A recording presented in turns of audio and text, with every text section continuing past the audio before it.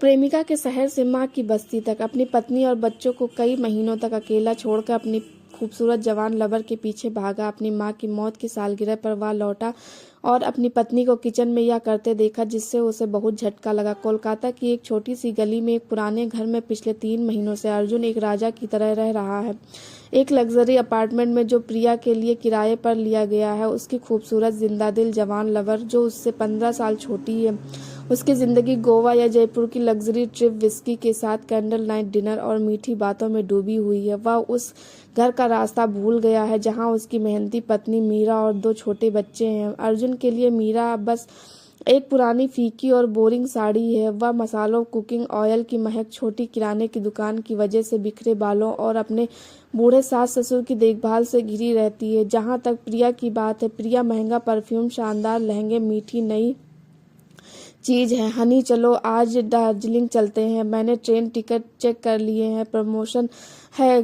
प्रिया ने अर्जुन के गले में बाहें डालते हुए रोते हुए कहा। जब वह काम पर जाने के लिए तैयार हो रहा था, अर्जुन रुका।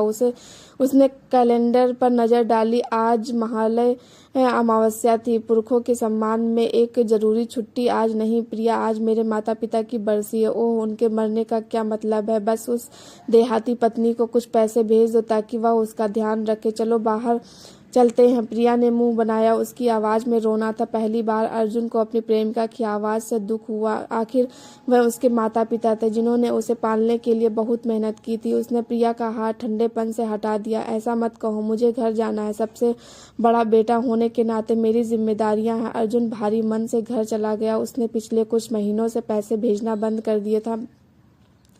मीरा को मुश्किल हो रही होगी। उसने ठंडे घर अपनी पत्नी के संघर्ष, शिकायत करने या जल्दबाजी में कोई रस्म करने की कल्पना की। उसने अपनी जेब में हाथ डाला, सोचा कि उसे कुछ पैसे दे और अगरबत्ती जलाकर तुरंत निकल जाए। लेकिन जैसे ही कार जानी पहचानी गली में मुड़ी, अर्जुन हैरान रह गया। उसके घर के सामने जूते और चप्पलें लाइन में रखी थी। संभारनी अगरबत्ती की खुशबू पारंपरिक खाने की तीखी खुशबू के साथ मिल रही थी। हंसी की आवाज और थालियों की खटपट अजीब तरह से आरामदायक लग रही थी। अर्जुन आंगन में चला गया। उसे अजनबी जैसा महसूस हो रहा था। परिवार में चाचा चाची उसे आधी बुराई और आधी दया भरी नजरों से देख रहे थे। उसके पिता के छोटे भाई चाचा रवि ने चाय का कप नीचे रखा और बिना सोचे समझे कहा, मुझे लगा कि बड़ा बिजनेसमैन बिजी है और घर का रास्ता भूल गया। खुशकिस्मती से मीरा अभी भी इसी घर में है, नहीं तो मेरे भाई बहन की रूह को बहुत ठंड लगती। अर्जुन ने सिर झुकाया और सीधे अंदर के कमरे में चला गया। पूजा की जगह पर अगरबत्ती का धुआं उठ रहा था। सब प्रसाद की एक ट्रे रखी थी जिसमें फल, खीर और बतासे थे जो बहुत अच्छे से सजाए गए थे। उसने नीचे लिविंग रूम में देखा जहां टेबल लगी थी। अर्जुन ने गिना 1 2 3 कुल 8 दस्तरखान। कोई रेस्टोरेंट से ऑर्डर की हुई चीज नहीं। एकदम सफेद खीर का रंग, गुलाब जामुन की चमकदार भूरी प्लेट, भाप निकलती दाल मखनी। अर्जुन समझ गया सब कुछ हाथ से बना है। और उसने किसने बनाया? उसके पास कोई मेड नहीं थी। अर्जुन किचन की तरफ गया। दरवाजा थोड़ा खुला था। वह अंदर जाने ही वाला था कि रुक गया। दरवाजे की दरार से उसने मीरा को देखा। उसकी पत्नी ने एक पुरानी सलवार कमीज पहनी हुई थी। उसकी आस्तीनें ऊपर चढ़ी हुई थी। उसके लंबे बाल जूड़े में बंधे थे जिससे उसके माथे पर पसीने की कुछ लटक रही थी। वह स्टोव के पास खड़ी थी। उसके हाथ में एक बड़ा करछुल था और वह राजमा चावल का बर्तन हिला रही थी जो उसकी माँ की जिंदा रहते हुए पसंदीदा डिश थी। लेकिन अर्जुन को हैरान करने वाली बात उसकी पत्नी की मेहनत नहीं थी बल्कि उसके तुरंत बाद की उसकी हरकतें थी। मीरा ने स्टोव बंद किया, जल्दी से अपने हाथ से पसीना पोंछा, फिर एक हर्बल बाम वह हाँफते हुए उसे अपने दाहिने हाथ पर लगा रही थी। तभी अर्जुन ने साफ देखा उसका हाथ लाल था और उस पर एक बड़ा हिस्सा फफोले में भरा था। उस पर गरम तेल के छींटे पड़ने का निशान था। दवा लगाते समय मीरा ने अपनी सास की छोटी सी फोटो की तरफ देखा जिसे उसने कुछ देर के लिए किचन शेल्फ पर रखा था ताकि उन्हें चखने के लिए बुला सके। मम्मी, इस साल मैंने जो राजमा बनाया है वह बहुत नरम है, बिल्कुल आपकी पसंद का। प्लीज बच्चों को अच्छा बनने का आशीर्वाद दे ताकि मेरा अर्जुन हेल्दी और कामयाब रहे। वह कभी कहीं भी जाए या घर हमेशा उसका घर रहेगा। मम्मी, यह कहने के बाद मीरा ने चुपके से अपनी आस्तीन से अपने गालों पर बहते आंसुओं को जल्दी से पोंछा। वह जोर से नहीं रोई, बस चुपचाप रोई। फिर जल्दी से मुस्कुराई और सूप उठाने के लिए मुड़ी, इस डर से कि उसके बच्चे और रिश्तेदार उसकी कमजोरी देख लेंगे। अर्जुन का दिल जैसे दब रहा हो।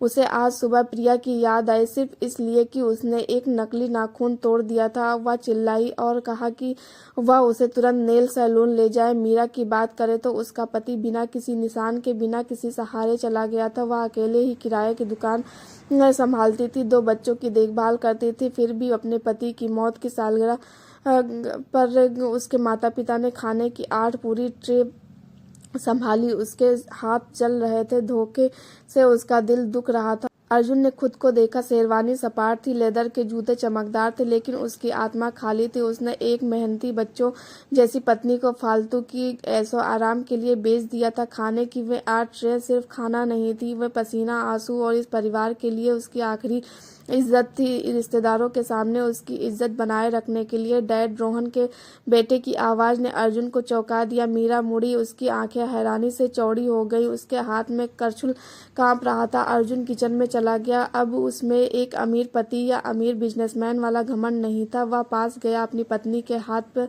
जले हुए निशान को देखा, फिर चढ़ावे की थाली को देखा। मीरा, अर्जुन की आवाज भर्रा गई, टूटी हुई। मीरा एकदम पीछे हटी, उसकी आंखों में नफरत नहीं थी, वह सहनशीलता और गहरा गुस्सा था। तुम वापस आ गए, जाओ अगरबत्ती जलाओ, सब इंतजार कर रहे हैं। मैं अभी खत्म करता हूँ। वह शांत वाक्य अर्जुन के जमीर पर चाकू से वार करने जैसा था। उसने इल्जाम नहीं लगाया, कोसा नहीं। इस समय उसकी मेहरबानी उसके लिए सबसे कड़ी सजा थी। अर्जुन अब और बर्दाश्त नहीं कर सका। वह धुएं और मसालों की महक से भरे किचन के फर्श के बीच घुटनों के बल बैठ गया। बिखरे बालों वाली अपनी पत्नी के सामने वह घमंडी आदमी फूट फूट कर रोने लगा। मैं गलत था मीरा, मुझे माफ कर दो, मैं एक बुरा इंसान हूँ, मुझे मारो प्लीज। ऐसे चुप मत रहो। पूरा किचन शांत हो गया। दरवाजे के बाहर खड़े कुछ रिश्तेदारों की आंखों में भी आंसू थे। मीरा वहीं खड़ी अपने पति को अपने पैरों पर घुटनों के बल बैठे देख रही थी। उसने कलछी नीचे रख दी। उसके खुरदुरे हाथ प्याज और लहसुन की महक से भीगे हुए, कांपते हुए अपने पति के कंधे पर रख दिए।